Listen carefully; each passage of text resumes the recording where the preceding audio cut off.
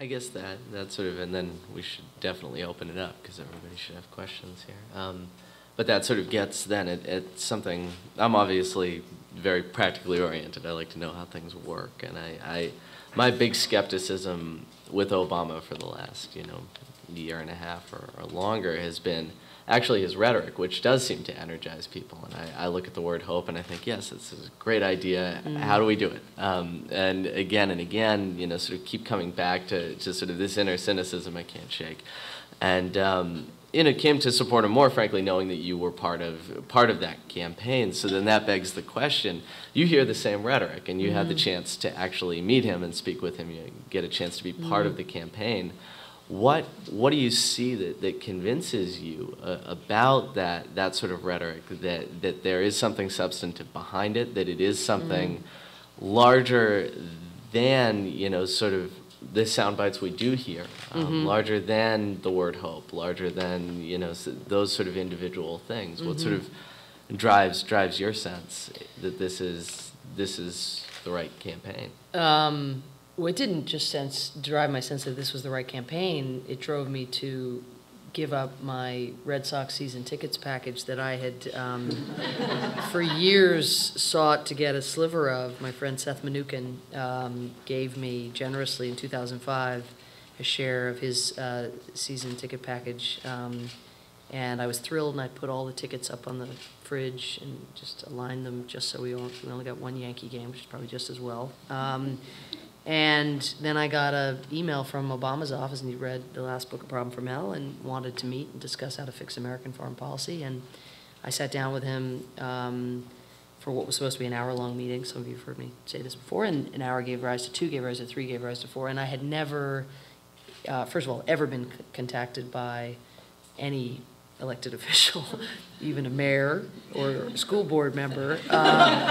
So the fact that Barack Obama wanted to talk about American foreign policy and had spent his Christmas vacation reading a 600-page book on genocide was itself sort of interesting, to say the least. And then the nature of his questions were so empirical and so rigorous and so commanding of the range of issues, and they were so, he himself in that first instance, but then going forward, so rooted in now, not in an idea of, not in strictly speaking, a mindset of we're the sole superpower, therefore all we got to do is get rid of this crazy driver who's been driving the car for the last 8 years and replace him with someone sensible like me, Barack Obama, but a sense that we're probably not in the right car. Like, we're in a gas-guzzling SUV. We got to be in a hybrid. I'm not sure we're on the right road. Like, we're driving in one direction. We should be in the other. I mean, a sense that, and that doesn't mean he can achieve all of this by any means, but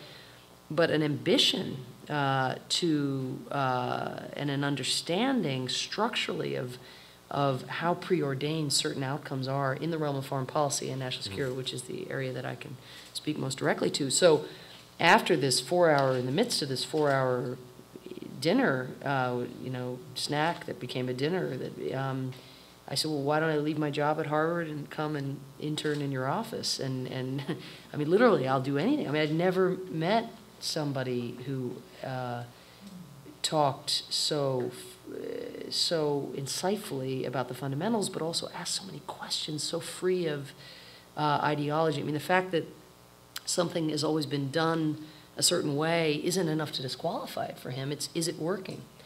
And I think whether one is talking about presenting his energy plan in Detroit, so speaking truth to power, to the people that you have to bring on side, whether one's talking about his appeal to Republicans and independents, his willingness to stand up to Musharraf a year ago and say, why are we giving this guy uncritically all of this military assistance when he's locking up judges who we claim to believe hold the future, the rule of law holds the future to Pakistan's stability.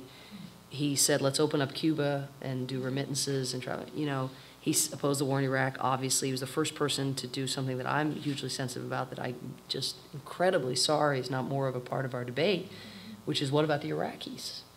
What about the Iraqis now in terms of the refugees? Obama came out with a $2 billion refugee assistance plan and a plan to get assistance to internally displaced people that no one's even talking about.